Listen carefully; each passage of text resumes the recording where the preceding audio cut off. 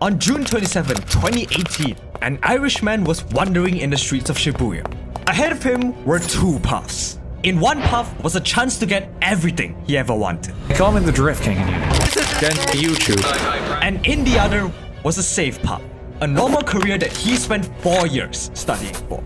This man was Daniel Condren, but the world would soon come to know him as RTGame. I was about to make a decision that would change my life forever. This was my story, from a 16-year-old brat obsessed with becoming a YouTuber to gambling my future for a childhood dream, whilst somehow reviving Minecraft at the same time. But sure, let me tell you how it all started. I'm recording. Hello. Hi. We are doing a Let's Play of Terraria.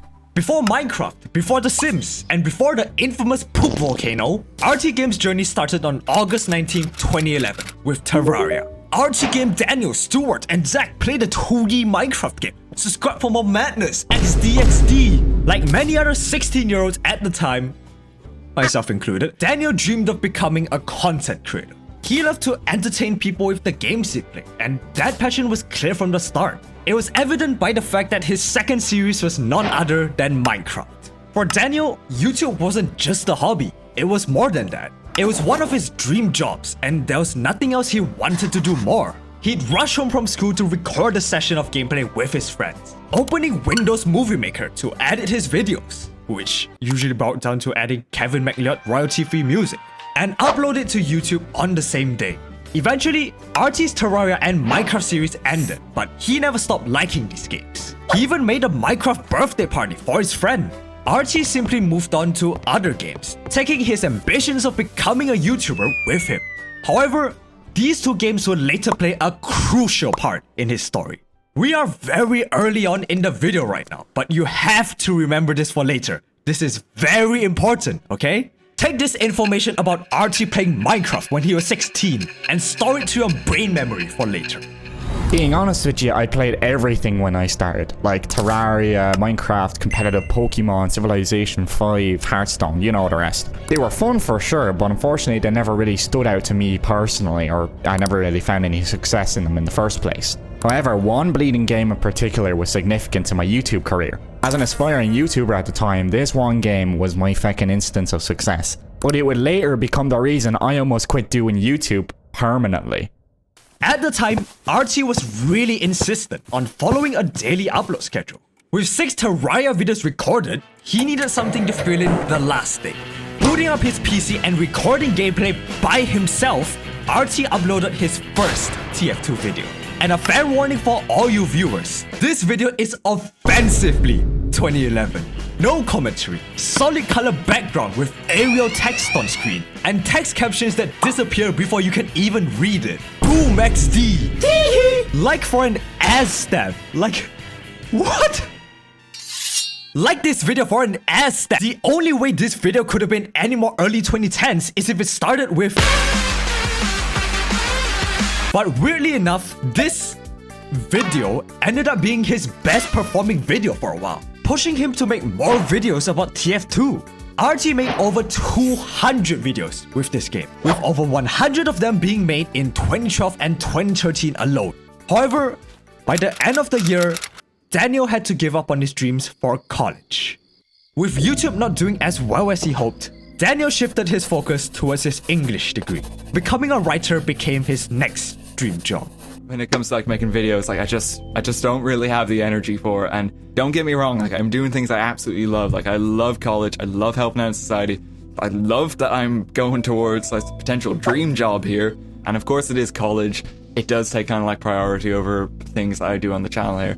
College took up a lot of the free time he had, leaving him with little energy to devote to his channel. On top of his studies, he was also in charge of organizing events, one of which was a 200cc Mario Kart tournament, a tournament that he would win, earning him the title of Drift King. But despite everything, Daniel never really lost his passion for video games or creating content, returning to make a TF2 video whenever he could. Hey guys, it's Daniel here, bringing you an update on life. Eventually, in September of 2016, RT got his first taste of success. TF2, the Great Century Wall featuring Master Luigi, and TF2 Climbing Bad Water Tilt, a 45-degree map. featuring Master Louis. These videos spiked in views, and crucially, they gave him the push to start streaming more. And this sparked something in him. Daniel realized that he really enjoyed streaming and making content. Streaming, making videos, and entertaining people was his true calling. Hitting 25,000 subscribers on November 13, RTGame made a practical YouTube advice video. And let me just say, this video did not age well. The very first piece of advice I want to offer is to do what you love. All of the advice I'm about to deliver today is nigh on useless if you're not having fun with it. The next most important advice I have is to be as consistent as possible with your content. You want to try and become known for a person who just does a particular thing, and you should have sort of like a one-line summary of what exactly your channel entails. For instance, if you look at the channel RTGame, oh, it's the TF2 guy and he's Irish. And if you look at someone else's channel, and let's suppose, for instance, they do all sorts of things. Oh, it's the TF2 guy who also uploads videos of him eating cereal, and the sketches he does with his friends, and his geography homework, and the stop motion Lego. It gets very difficult to sort of present an identity when you have all those things being thrown together. 2016 RT would have been absolutely flabbergasted at present day RT. Nearing the end of his English degree, RT shifted to making videos exclusively about TF2. Gone were the days of Terraria, Minecraft, and ass stamps. RT shifted to making videos about the game itself, making TF2 high tower, but it's an even higher tower. However, some cracks were starting to form. While RT was having some success, his videos started taking more effort to make. Expectations kept growing, and they were starting to weigh heavily on him. On top of that, Daniel was starting to feel as if he was trapping himself in a cycle of repetitive content. A video about TF2 custom maps, a video about a TF2 Minecraft server map, Minecraft mentioned the forgotten TF2 custom maps, the nostalgic TF2 custom maps. What started as exciting and fresh ideas started to become formulaic, and he wasn't having fun making them anymore. Daniel was actively going against his own advice. He also felt that he wasn't fully utilizing his creative side. He wanted to play other games. But shaking those worries aside, RT persisted and continued making more TF2 content. He was still passionate, so maybe these issues would get better if he just kept going. Moving to Japan at the start of 2018, RT started a new series on the 15th of March, How to Really Play TF2. Everything you need to know to play Team Fortress 2 in one awful strategy guide, providing the worst possible advice to play games and their character. RT released How to Really Play the Scout after the first one, and then How to Really Play the Soldier a week later. However, with How to Really Play the Pyro, the series took a complete 180. Since the only bad advice he could give was press W and mouse 1 all the time, Daniel gave actual good advice with this video, which he felt contradicted what the series originally meant to be, forcing him to return to his roots with How to Really Play the Demo Man and How to Really Play the Heavy. But they just didn't feel the same. These two ended up being RT's least favorite entries. He felt that they were too predictable. Flipping back, RT made a video about the engineer and then the medic, but these two videos left him feeling even more creatively drained. The medic, I've really tried to go over the top. I bought a freaking camera like for that video and I recorded owls. Like, what's even going on with that video? Like, by the time he made the sniper video, RTGame was on the brink of burnout. What started as a weekly series became every 2 weeks, every 3 weeks. It really destroyed his motivation, and it was starting to affect his other uploads as well. He still loved YouTube, and he would still do anything to turn this passion into a dream job. However, this series was starting to make him question the passion he had for creating content. But even that wasn't his main issue. It was the game he was playing. Daniel wanted to play other games. He wanted to play Terraria, Don't Starve, Minecraft, except not as TF2 maps. In fact, he felt really trapped with TF2. He was really miserable because he felt like he was doing the same thing over and over again. Daniel really looked up to Kraken, German985, and Call Me Kevin, variety gamers who played whatever they wanted. And ironically enough, the latter two faced the same issues he did. Germa started off with Team Fortress 2, and Call Me Kevin started with Call of Duty. Maybe he could do the same, branch out from TF2, and become a variety streamer. However, this was a very risky move. Daniel saw what happened to other TF2 creators when they made content that wasn't TF2. Soundsmith, a fellow TF2 creator, would get people screaming at him if he made a video that wasn't a stereotypes video. It got to the extent that he now wants nothing to do with it, and Daniel himself would not be excluded from this toxic reaction. But out of love for the game he played and out of love for the other games he wanted to play, on May 27, 2018, after years of making exclusively Team Fortress 2 videos, Daniel made his decision. I want to change the kind of stuff I do on the channel because I think I lost sight of why I started the channel somewhere along the line. I didn't start a YouTube channel just to make TF2 videos, as much as I love the game and it's dear to my heart.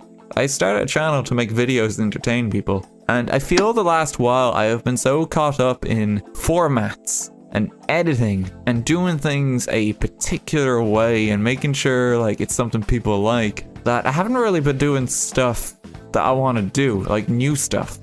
This was a little heart-to-heart regarding my TF2 content. It is the most important video in RTGame's story.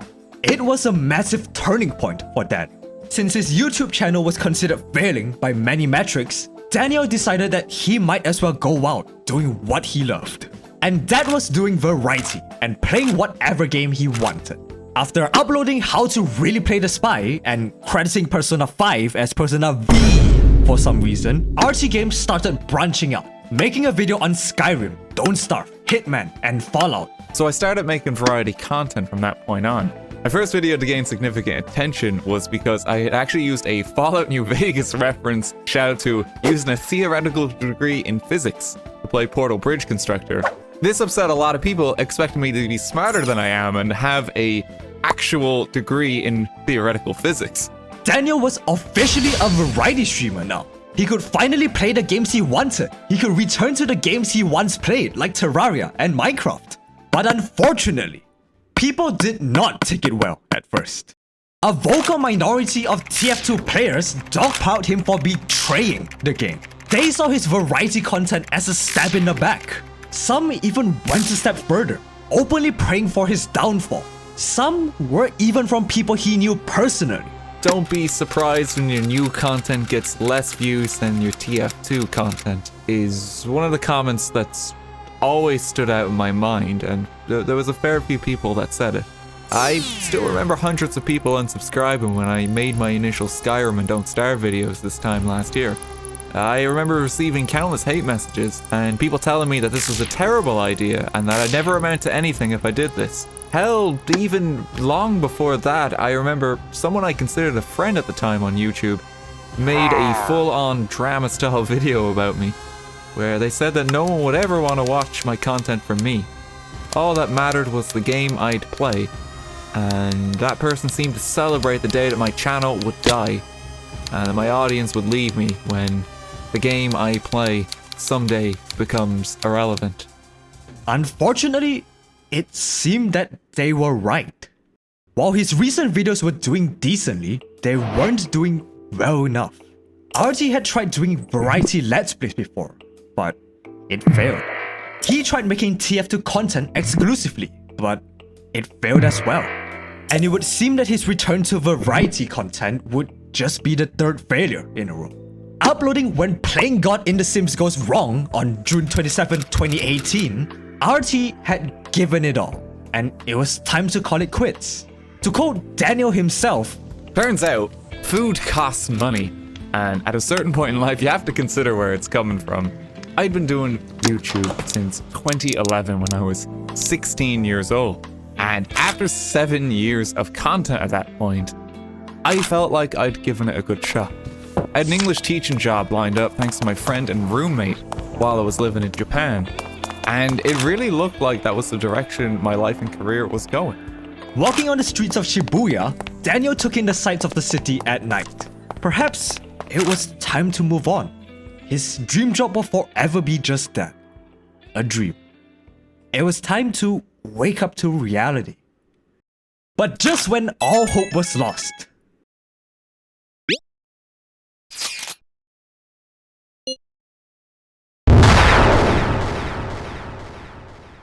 on July 29, his Sims video went viral. It hit 1 million views, then 2 million, then 3 million, and it wouldn't stop. After 7 years of YouTube, Daniel was given his third and possibly last chance to make his dream a reality. This time, it was with content he was actually passionate about. He had another major decision to make. He could either pursue the career he studied for and become an English teacher in Japan, teaching English to Japanese kids, potentially for the rest of his life because of Japanese work culture. Or he could risk it all, go all in on YouTube, and fight for that slim chance to get everything he ever wanted. However, Archie was no stranger to one-hit wonders. This could just be a repeat of his high tower video, and his viewership would drop back down after this. But what if this time was different? Play it safe and teach Japanese kids English, or gamble his future and take the risk. What would teaching English be like? 大学時代、僕のことをドリフトキングと呼んでいたって知ってた？ダニエルさん、誰も YouTube 気にしないと思いますよ。YouTube then, kids. Archie took the gamble. I skipped my job interview, which was really stupid in hindsight because there was the only job opening that I had. I also never told my parents about it because they didn't need to know as far as they were concerned. And if they asked in 2 weeks, I'm teaching in Japan. I was really reckless, but it was my last shot at making my dream job a reality. And I was going to make it work somehow, you know? The clock was ticking, the pressure was on, and he had 1 year at best to make things work. Following up on the Sims video, Archie tried replicating the chaos of his Don't Starve videos, filling 255 players on the Terraria server, Stardew Valley with infinite players, Minecraft Skyblock with 50 people on the server. These videos would go absolutely viral, causing him to continue this chaos with games like City Skylines, where he erupted a volcano full of poop, infecting the world with Fortnite and anime viruses in Plague Incorporated, and Planet Coasters, building a roller coaster that goes to heaven. However, the videos that would skyrocket Daniel's channel to the skies are the videos of him playing with his community. Jackbox Party Pack where they make Pearl Harbor 2, to Mario Kart with a Mercedes GLA, to defusing a bomb with his Twitch chat. When do I let go of the button? When it says 5. Hitting 900k subscribers, Archie made more videos about Minecraft, forcing his subscribers to build a Fallout vault and stranding them on an island. He even played the infamous Minecraft story mode. There it is!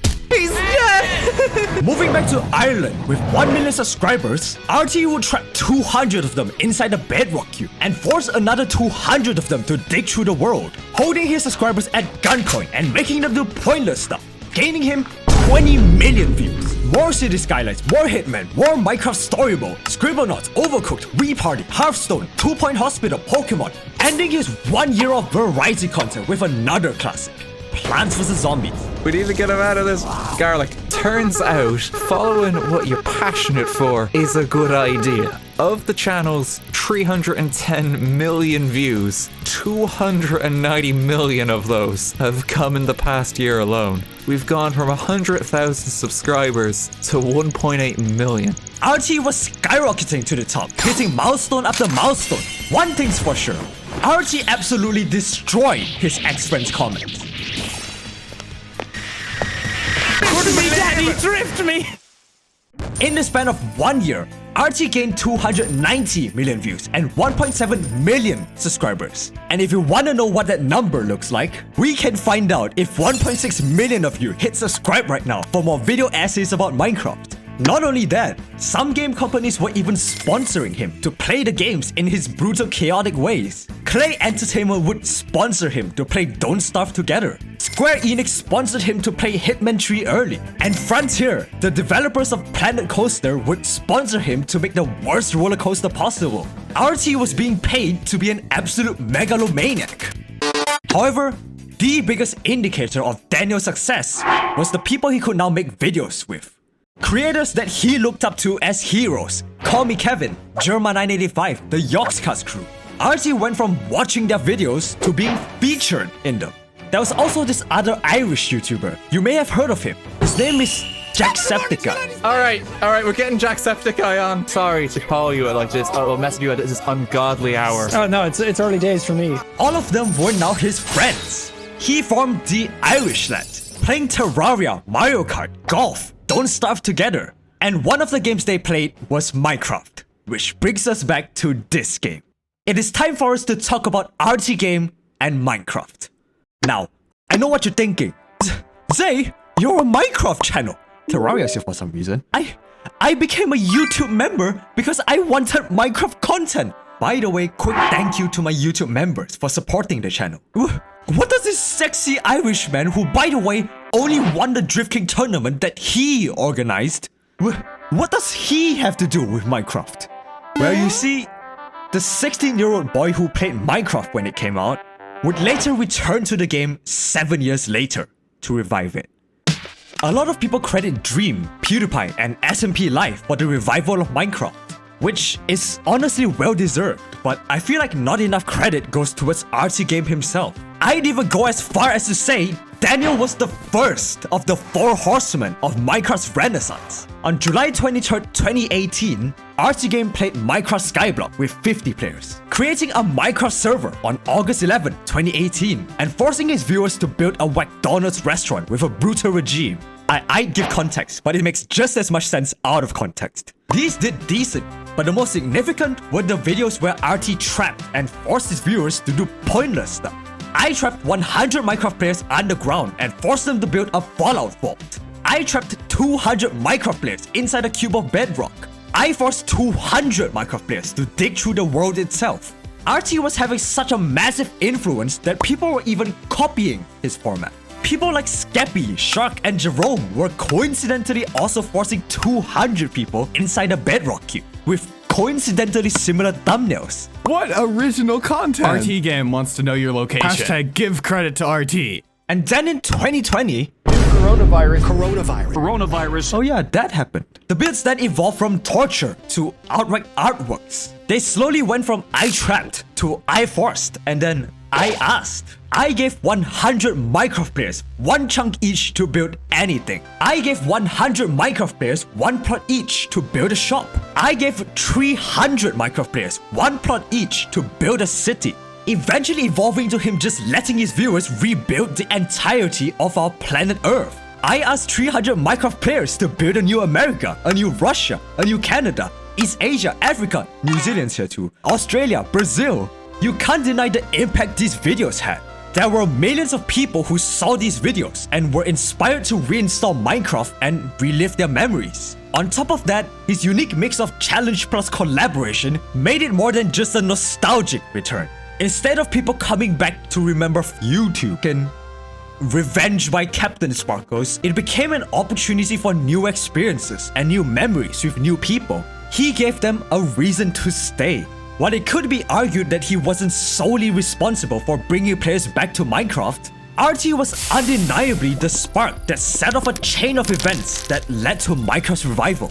Daniel laid the groundwork for the other 3 to create this new wave of players. He helped set the stage for the resurgence of Minecraft content across YouTube. But while these videos were important to Minecraft's popularity, they are not the reason I would engrave RTGame into Minecraft's Hall of Fame.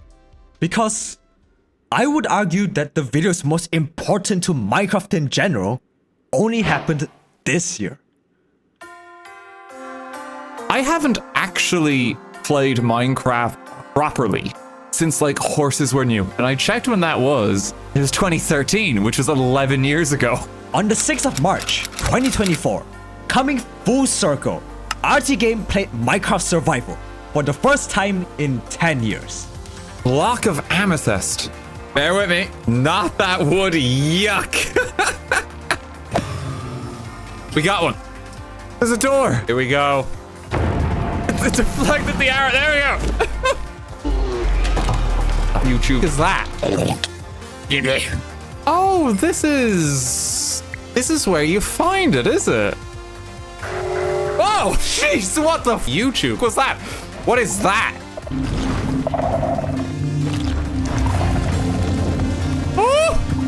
Whoa, what is that? This is so different than anything like I've seen in the game. It's really cool. You could set up like a gorgeous home in here. This is like so nice looking. Is this gonna work? What the? What's that? Oh my god. It's real. Oh my god, what the YouTube is this? Get on, boy.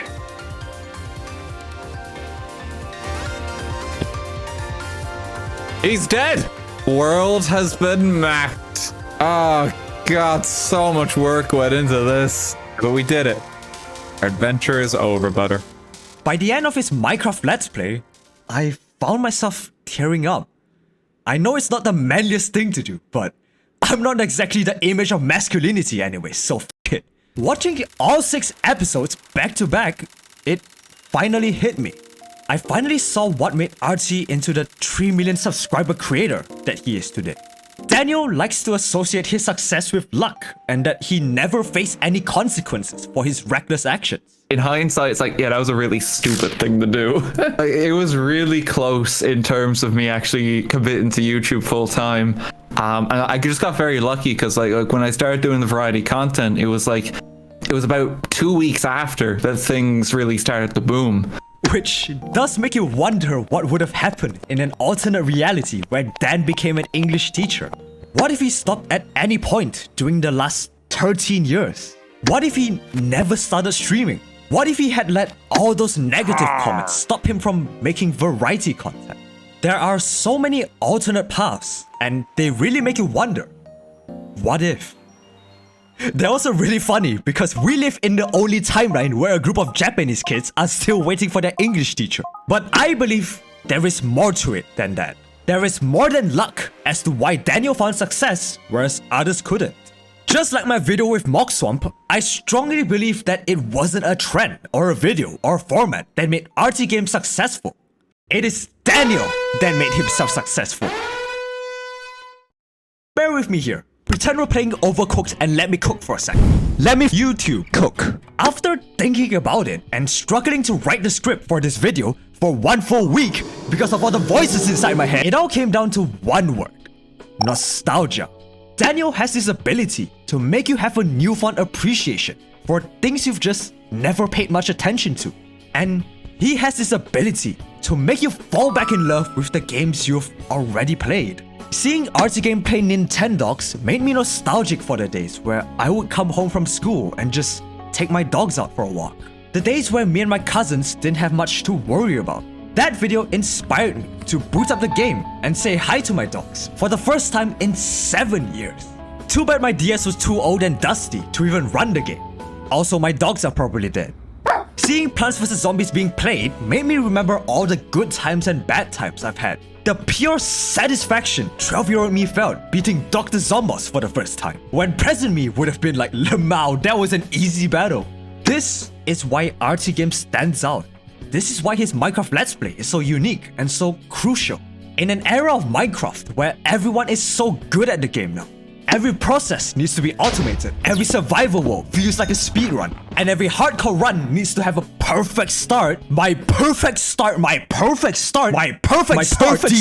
RT's more casual, less optimal, and to be painfully honest, noob playstyle felt absolutely refreshing in a sea of Minecraft content. It reminds me so much of the early 2010s Let's Play era, where YouTube communities felt more connected, more cozy, more intimate. It makes me so nostalgic of the days where YouTubers just played whatever, and it was their personality that made you stick around and watch every video they put out. But crucially, it made me nostalgic of what it was like playing Minecraft for the first time, seeing Minecraft on my YouTube feed for the first time. RT's Minecraft Let's Play is a reminder that you don't need to play super optimally to get the most out of Minecraft. Daniel didn't wear gold around piglets, he didn't get full netherite, he didn't make a mob farm, an automatic sugarcane farm, or even a trader's hall. Hell, he didn't even discover the elytra until episode 5 and fireworks until episode 6, almost hundreds of hours into the playthrough.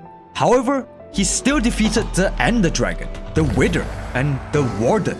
He fought a raid, looted a bastion, conquered the ancient city, explored the ocean temples and the woodland mansions. He split the ocean like Moses, he mapped the world, he redesigned a village. But most importantly, with every block placed, every new friend made along the way, and every adventure taken, RT fell more and more in love with the game just like he did 10 years ago.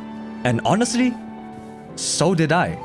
His playthrough reminded me that while Minecraft is not a perfect game, and it will never be, it's still a game of endless possibilities, where no two people will have the same experiences and the same memories. where even with all these imperfections, the one thing Minecraft is perfect at is giving that same cozy experience like it did 15 years ago. And realizing all of this just made me utterly emotional. I felt sad that I couldn't experience Minecraft for the first time ever again. I felt sad just watching all the memories from 2012 to 2018 flashing before my eyes as Alpha by C418 played in the background. But most importantly, I felt sad at how cynical I've become. How I went from trying to have fun with games to just optimizing and grinding out the game. It made me reflect on just how many negative videos I've made covering Minecraft. Just how negative I've been with a game that I love. It made me look at Minecraft in a new light. There's not as much bad in Minecraft as we think. Hell, it's probably easier to find interesting positive stuff if we just open our minds and see the cool stuff that's in front of you this entire time. So I just want to say thank you to everyone who's stuck with me since that point. I know I'm gonna sound a bit like a broken record just coming off the 200k video, but seriously, thank you so goddamn much everyone for supporting what I do in life. But seriously though, 500,000 subs guys, thank you so goddamn much. Freaking 600k though. Thanks again guys. It's still insane that I'm still here and we're still doing this. I really just can't say thank you enough to everyone for everything these past years. No, RT. Thank you. If by any chance RT is actually watching this, which would be really YouTube awesome, first of all, hello RT. My favorite Mario character is Daisy. My favorite Mario Kart track is Baby Park. And my favorite Persona 5 character is Morgana. Thank you from the bottom of my heart. I believe I also speak for a lot of people when I say that. From the first edited video I've made, a video made for you about Rhythm Heaven Fever tips, which I've unlisted out of embarrassment, to this video where I'm talking about you right now. You were an inspiration every step of the way. Thank you for everything these past few years, and thank you for being an influence in my content. Happy 13 years of YouTube. Even though these past 6 years felt like full decades, it gives me so much hope that you got your happy ending. I'm making it sound like you're dead right now and I'm giving a eulogy. It just puts a smile on my face to see an aspiring creator get their dream job. It warms my heart to see you happy. I'm glad that things turned out for the better and that you even got the chance to go back and give TF2 the proper send-off it deserved. And I could think of no one else who deserves their success more than you do. Except for this one other person. If you've enjoyed this video, then check out this video where I talked about the best Minecraft mod developer you've never heard of. Huge thank you to all my YouTube members: Allison, Ghostet, Friendly Miyuki, Fishstab, PDYQ, Evelina Dyers, Persona Normal, Spectre, and The Flying Fire, as well as my friend Barnes. Thank you all.